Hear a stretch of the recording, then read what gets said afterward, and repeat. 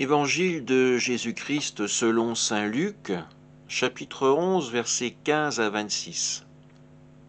En ce temps-là, comme Jésus avait expulsé un démon, certains dirent « C'est par Belzéboul, le chef des démons, qu'il expulse les démons ». D'autres, pour le mettre à l'épreuve, cherchaient à obtenir de lui un signe venant du ciel. Jésus, connaissant leurs pensées, leur dit « Tout royaume divisé contre lui-même devient désert. Ses maisons s'écroulent les unes sur les autres. Si Satan, lui aussi, est divisé contre lui-même, comment son royaume tiendra-t-il? Vous dites en effet que c'est par Belzéboul que j'expulse les démons.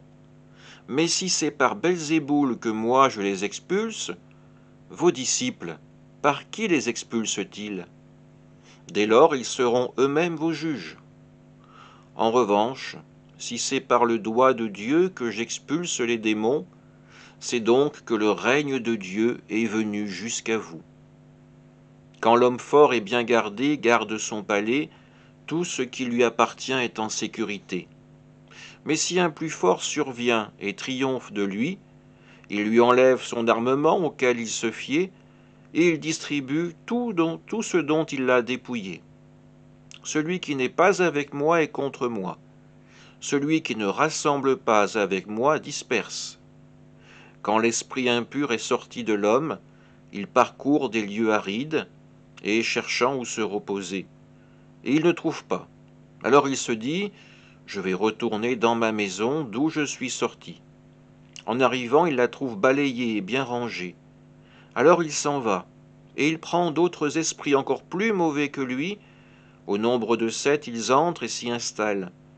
Ainsi l'état de cet homme-là est pire à la fin qu'au début.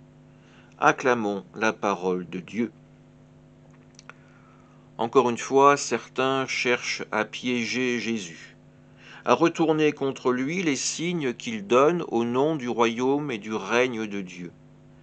Jésus, connaissant leur cœur, va les prendre de vitesse. Tout royaume divisé contre lui-même devient désert. Ses maisons s'écroulent les unes sur les autres. Si Satan, lui aussi divisé contre lui-même, comment son royaume tiendra-t-il? Il leur démontre le côté absurde de leur raisonnement. Satan envoyant un homme pour chasser ses propres troupes.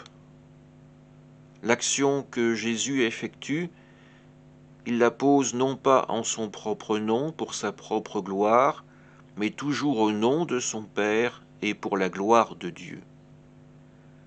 Alors ces hommes qui cherchent toujours à piéger Jésus sont confiants dans l'armement intellectuel dont ils disposent, leur connaissance de la loi, de la Torah. Pourtant, leur connaissance est limitée. Limitée parce que leur propre cœur est déjà gangréné par le péché, par l'envie, par le désir de se débarrasser de ce Jésus qui les gêne. Jésus, lui, vient, et avec les armes que lui a données son Père, le pardon, la charité, la miséricorde, il essaye de faire reculer ce péché dans le cœur des hommes. Il leur propose de faire ce choix libre de le suivre et de l'accompagner. Alors ne laissons pas le mal encore une fois envahir notre cœur après la rencontre avec Jésus, mais faisons en sorte que les armes dont dispose Jésus, ces armes de paix, soient aussi les nôtres. Amen.